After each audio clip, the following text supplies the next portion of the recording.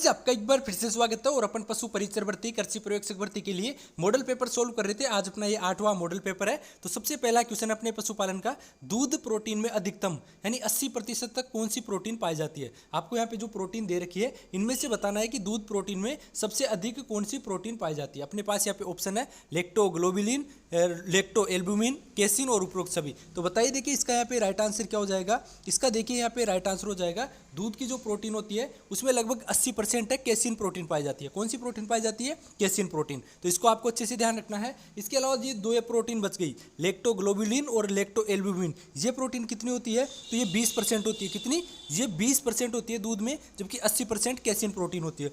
दूध का जो सफ़ेद रंग होता है वो केसिन प्रोटीन के कारण ही होता है, ये आपको ध्यान रखना है।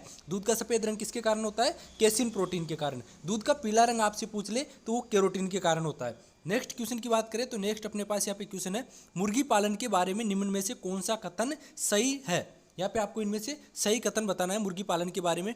1 दिन के चूजे से लेकर 4 सप्ताह तक की आयु के चूजों को ब्रूडर घर में पालने को ब्रूडिंग कहते हैं। 4 से 8 सप्ताह तक की उम्र के चूजों को पालना, घरों में पालने को रियरिंग कहते हैं। 8 सप्ताह की उम्र से मुर्गी की उत्पादन देने की अवस्था तक पालने की प्रक्रिया को ग्रोवर मैनेजमेंट कहते हैं। और उपरोक्त सभी सही है। तो इसका राइट आंसर क्या हो जाएगा? यहाँ पे 4th नंबर का ऑप्शन है, ये यहाँ पे राइट आंसर हो जाएगा। आपको अच्छे से ध्यान रखना है, 1 दिन के चूजे से लेकर 4 सप्ताह तक की आयु के चूजों को ब्रूडर घर में पालने को क्या बोलते हैं? ब्रूडिंग बोलते हैं। 4 से 8 सप्ताह तक की उम्र के चूजों को जो पालते हैं अपन, तो उसको अपन क्या बोलते हैं? रियरिंग। और 8 सप्ताह की उम्र से मुर्गी की उत्पादन देने की अवस्था तक पालने को अपन ग्रोवर मैनेजमेंट बोलते हैं। नेक्स्ट अपने पास क्वेश्चन है, गुणांकन तालिका विधि में 50 से 75 अंक वाले पशु को रखा जाता है। गुणांकन तालिका जो विधि है उसमें 50 से 75 अंक वाले जो पशु है उसको किस श्रेणी में रखेंगे? साधारण श्रेणी में, उत्तम श्रेणी में, सर्वोत्तम श्रेणी, इनमें से कोई नहीं। तो इसका राइट आंसर क्या हो जाएगा? 50 से 75 अंक वाले पशु को अपन उत्तम श्रेणी में रखते हैं। किस में रखते हैं? उत्तम श्रेणी में। आपको ध्यान रखना है 0 से और 50 तक अंक है तो उसको अपन साधारण श्रेणी में रखेंगे। किस में रखेंगे? साधारण श्रेणी में। इसके अलावा 50 से 75 यदि अंक है तो उसको अपन उत्तम श्रेणी में रखेंगे। किसमें? 50 से 75 वाले को उत्तम श्रेणी में रखेंगे। और यदि 75 से 100 अंक है तो उसको अपन सर्वोत्तम श्रेणी में रखेंगे। कौन सी श्रेणी में? 75 से और 100 यदि उसके अंक है पशु के तो उसको अपन सर्वोत्तम श्रेणी में रखेंगे। तीनों को आपको अच्छे से ध्यान रखना है। तो यहाँ पे राइट आंसर हो जाएगा उत्तम श्रेणी। नेक्स्ट अपन क्वेश्चन की बात करें तो नेक्स्ट अपने पास क्वेश्चन है, शहरों में बकरी को घर पर बांधकर पालने के लिए सबसे उपयुक्त नस्ल है। शहरों में बकरी को घर पर बांधकर पालने के लिए सर्वोत्तम नस्ल आपको बतानी है बकरी की। ऑप्शन अपने पास है बीटल, बर्बरी, जमनापुरी और सानेन। इसका राइट आंसर क्या हो जाएगा? इसका देखिए यहाँ पे राइट आंसर हो जाएगा बर्बरी। बर्बरी जो बकरी की नस्ल है इसको अपन शहर में बांधकर पाल सकते हैं, इसलिए इसे सिटी गोट के नाम से या स्टॉल फीडिंग के नाम से भी इसको जाना जाता है। यह आपको ध्यान रखना, आपसे पूछ ले कि सिटी गोट के नाम से बकरी की कौन सी नस्ल को जाना जाता है, तो बर्बरी को। स्टॉल फीडिंग के नाम से भी इसी नस्ल को जाना जाता है। नेक्स्ट अपने पास क्वेश्चन है, भारतीय चारागाह एवं चारा अनुसंधान संस्थान है, ये कहाँ है? तो अपने पास ऑप्शन यहाँ पे दे रखे हैं, अजमेर, झांसी, रामसर, इज्जतनगर। तो भारतीय चारागाह एवं चारा अनुसंधान संस्थान कहाँ पे है? झांसी यूपी में। ये भी आपको ध्यान रखना है। इसके अलावा रामसर की बात करें तो बकरी प्रजनन केंद्र है, ये रामसर में है। ये भी आपको ध्यान रखना है, बकरी प्रजनन केंद्र पूछ ले तो ये कहाँ पे है? रामसर में। इसके अलावा इज्जतनगर में क्या है? IVRI है, यानी इंडियन वेटरनरी रिसर्च इंस्टीट्यूट कहाँ पे है? IVRI, ये इज्जतनगर में है। अपने पास क्वेश्चन है, गर्भित भेड़ को अतिरिक्त आहार देना कहलाता है। गर्भित जो भेड़ है उसको अतिरिक्त आहार देते हैं तो उसको क्या बोलते हैं? ऑप्शन अपने पास है डोकिंग, फलसिंग, स्टमिंग अप और डिपकिंग। तो इसका राइट आंसर क्या हो जाएगा? फलसिंग हो जाएगा। क्या हो जाएगा? गर्भित भेड़ को अतिरिक्त आहार देना फलसिंग कहलाता है। और यह आहार कब दिया जाता है? ब्याहने से 3 से 4 सप्ताह पूर्व है गर्भित भेड़ को आहार दिया जाता है, तो उसको अपन क्या बोलते हैं? फलसिंग बोलते हैं। डोकिंग क्या होता है? भेड़ में पूंछ काटने की क्रिया को डोकिंग बोलते हैं, यह भी आपको ध्यान रखना है। स्टमिंग अप क्या होता है? तो स्टमिंग अप होता है गाय और भैंस को अतिरिक्त आहार देना। गर्भित गाय भैंस है तो उसको अपन अतिरिक्त आहार देंगे तो उसको अपन स्टमिंग अप बोलेंगे। डिपकिंग क्या होता है? मुर्गियों में चोंच काटने की जो क्रिया होती है उसको अपन डिपकिंग बोलते हैं। तो अच्छे से ध्यान रखिएगा कि भेड़ में पूंछ काटने की क्रिया डोकिंग हो गई, और जो गर्भित मुर्गियां होती है उनको अतिरिक्त आहार देना पल्सिंग हो गया। स्टमिंग अप क्या हो गया? गाय भैंस जो गर्भित है उनको अतिरिक्त आहार देना स्टमिंग अप। और डिपकिंग मुर्गियों में चोंच काटना। नेक्स्ट अपने पास क्वेश्चन है, जुताई करने हेतु किस यंत्र का उपयोग किया जाता है? जुताई करने के लिए आपको यंत्र बताना है। ऑप्शन पर अपने पास है कराहा, कल्पा, देसी हल और पाटा। तो जुताई करने के लिए देसी हल का उपयोग किया जाता है, अच्छे से ध्यान रखिएगा। इसके अलावा बात करें यहाँ पे कराहा की, कराहा क्या होता है? ऊबड़ खाबड़ जो भूमि होती है उसको समतल करने के लिए अपन कराहा का उपयोग करते हैं। इसके अलावा बात करें यहाँ पे कल्पा, कल्पा क्या होता है? तो देखिए कल्पा निराई गुड़ाई करने के लिए या फिर जो खरपतवार होते हैं उनको निकालने के लिए यूज होने वाला एक यंत्र है। तो कल्पा का भी आपको ध्यान रखना है। पाटा क्या होता है? तो पाटा होता है जुताई करने के बाद जो ढेले बच जाते हैं खेत में, तो उनको समतल करने के लिए या उनको फोड़ने के लिए अपन पाटा लगाते हैं। मृदा को समतल करने के लिए, मिट्टी को समतल करने के लिए पाटा का यूज किया जाता है। नेक्स्ट अपने पास क्वेश्चन है, 20वीं पशु गणना के अनुसार भारत में सर्वाधिक पशुधन वाला राज्य है।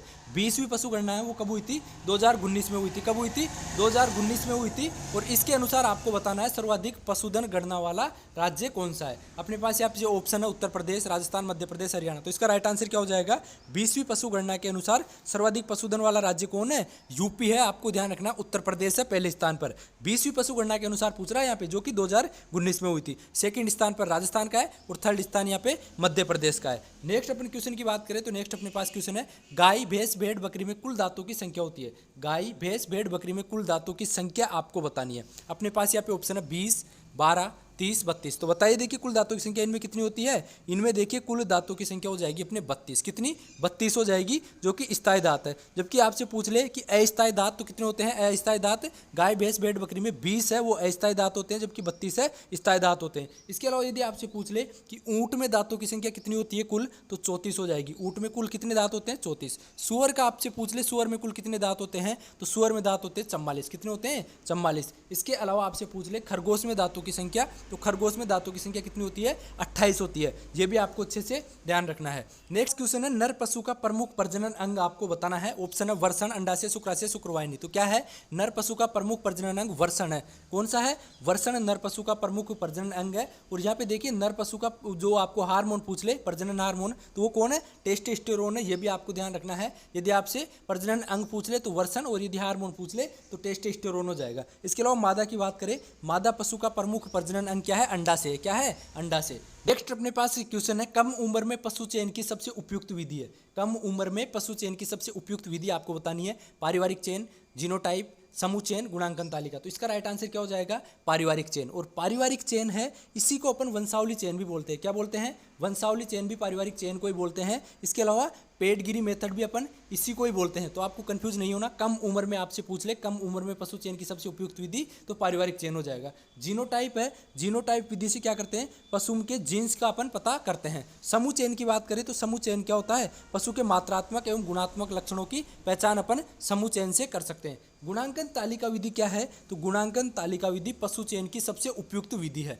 कम उम्र के पशुओं के चयन की सबसे उपयुक्त विधि तो पारिवारिक हो गई। इसके अलावा आपसे सिंपल पूछ ले कि पशु चयन की सर्वोत्तम विधि है, तो वहां पे क्या आ जाएगा? गुणांकन तालिका विधि। ये भी आपको अच्छे से ध्यान रखना। अपने पास क्वेश्चन है, निम्न में से सवारी के लिए सबसे उपयुक्त ऊँट है। सवारी के लिए उपयुक्त ऊँट आपको बताना है। बीकानेरी, जैसलमेरी, मेवाड़ी, इनमें से कोई नहीं। तो राइट आंसर क्या हो जाएगा? जो जैसलमेरी नस्ल है ये सवारी के लिए सबसे उपयुक्त नस्ल है, जिसको अपन नाचना ऊँट भी बोलते हैं। क्या बोलते हैं? नाचना ऊँट। इसके अलावा विश्व की सबसे सुंदर नस्ल है वो कौन सी है? बीकानेरी है। ये भी आपको ध्यान रखना है। अपने पास क्वेश्चन है, राष्ट्रीय दुग्ध दिवस कब मनाया जाता है? ये आपको बताना है। 26 दिसंबर, 26 जुलाई, 26 जनवरी, 26 नवंबर। तो राष्ट्रीय दुग्ध दिवस कब मनाया जाता है? 26 नवंबर को। कब मनाया जाता है? 26 नवंबर को। और 26 नवंबर को ही डॉक्टर वर्गीज कुरियन का जन्म दिवस है। वर्गीज कुरियन कौन थे? तो श्वेत क्रांति के जनक है। नेक्स्ट अपन क्वेश्चन की बात करें तो नेक्स्ट अपने पास क्वेश्चन है, भैंस की किस नस्ल के पशु स्याही या काले रंग या जेड ब्लैक कलर के होते हैं? ये आपको बताना है। भैंस की ऐसी कौन सी नस्ल है जिसके पशु स्याही या काले रंग के या जेड ब्लैक कलर के होते हैं? मुर्रा, भदावरी, जाफराबादी, सूरती। तो बताइए देखिए इसका यहाँ पे राइट आंसर क्या हो जाएगा? यहाँ पे राइट आंसर हो जाएगा मुर्रा।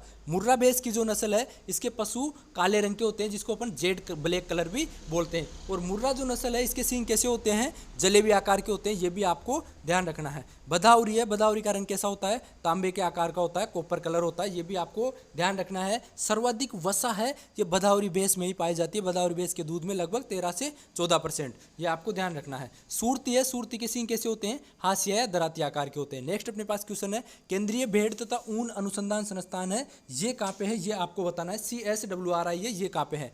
मोहनगढ़ में, कुमेर में, बिछवाल में और अविकानगर में। तो बताइए देखिए इसका राइट आंसर क्या हो जाएगा? केंद्रीय भेड़ तथा ऊन अनुसंधान संस्थान है, ये कहाँ पे है? अविकानगर, मालपुरा, टोंक में है। ये आपको ध्यान रखना है, जिसको अपन CSWRI बोलते हैं। नेक्स्ट अपने पास यहाँ पे क्वेश्चन है, वायुरुद्ध साइलो में संग्रहित चारे को कहते हैं, यानी एयर टाइट साइलो होते हैं, उसको अपन क्या बोलते हैं? ये आपको बताना है। ऑप्शन अपने पास है हरा चारा, भूसा, खाद्य और साइलेज। तो वायुरुद्ध साइलो में संग्रहित चारे को अपन क्या बोलते हैं? अपन उसको बोलते हैं साइलेज। क्या बोलते हैं? साइलेज बोलते हैं, जो कि हरा संरक्षित चारा होता है। नेक्स्ट अपने पास क्वेश्चन है, किस जानवर में सीमन की मात्रा सबसे अधिक होती है? ऑप्शन अपने पास है बकरा, घोड़ा, सुअर, भैंसा। तो किस में होती है? सुअर में होती है सीमन की मात्रा सबसे अधिक। और कितनी होती है? लगभग 230 ml के लगभग सीमन की मात्रा होती है सुअर में। बात करें घोड़ा की, तो घोड़ा में कितनी होती है? घोड़ा में 70 ml के लगभग सीमन की मात्रा होती है। बकरा की बात करें तो 1 ml के लगभग सीमन की मात्रा होती है। भैंसा की बात करें तो 8 ml के लगभग सीमन की मात्रा होती है। तो आपको कंफ्यूज नहीं होना, बकरा में 1 ml के लगभग सीमन की मात्रा होती है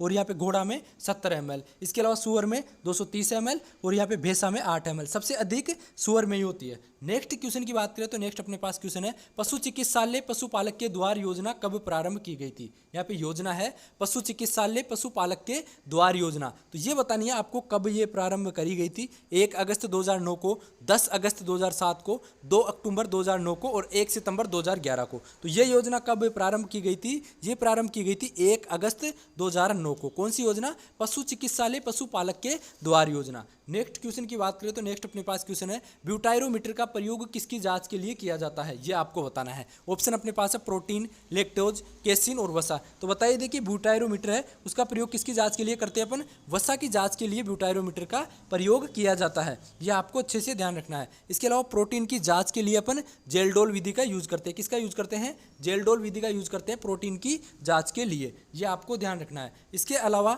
आपसे पूछ ले कि लेक्टोमीटर यंत्र है, इसका प्रयोग किसके लिए करते हैं? तो लेक्टोमीटर का प्रयोग अपन आपेक्षिक घनत्व के लिए करते हैं। दूध का अपेक्षित घनत्व यदि अपन को ज्ञात करना है तो लेक्टोमीटर यंत्र का प्रयोग करेंगे। इसके अलावा वसा की जांच के लिए ब्यूटायरोमीटर का अपन प्रयोग करते हैं। नेक्स्ट अपने पास यहाँ पे क्वेश्चन है, सामान्यतः भैंस की श्वसन गति होती है। भैंस की श्वसन गति आपको बताना है 14 से 18 प्रति मिनट, 12 से 16 प्रति मिनट, 12 से 22 प्रति मिनट और 15 से 30 प्रति मिनट। तो बताइए, देखिए सामान्यतः भैंस की जो श्वसन गति है वो कितनी होती है? 14 से 18 प्रति मिनट। आपको अच्छे से ध्यान रखना है, भैंस की सामान्यतः श्वसन गति कितनी होती है? 14 से 18 प्रति मिनट। और भैंस की जो श्वसन गति है वो कहाँ से नापते हैं अपन? थूथन। यहाँ पे देखिए आगे ये होता है थूथन, यहाँ से अपन है भैंस की श्वसन गति नापते हैं, जिसको अपन मजल भी बोलते हैं। क्या बोलते हैं? मजल। इसके अलावा और भी आपको ये ध्यान रखना है कि यदि आपसे पूछ ले गाय की श्वसन गति, तो गाय की श्वसन गति 12 से 16 प्रति मिनट होती है। कितनी होती है? 12 से 16। बकरी की पूछ ले तो 12 से और 22 प्रति मिनट होती है। बकरी की श्वसन गति कितनी होती है? 12 से और 22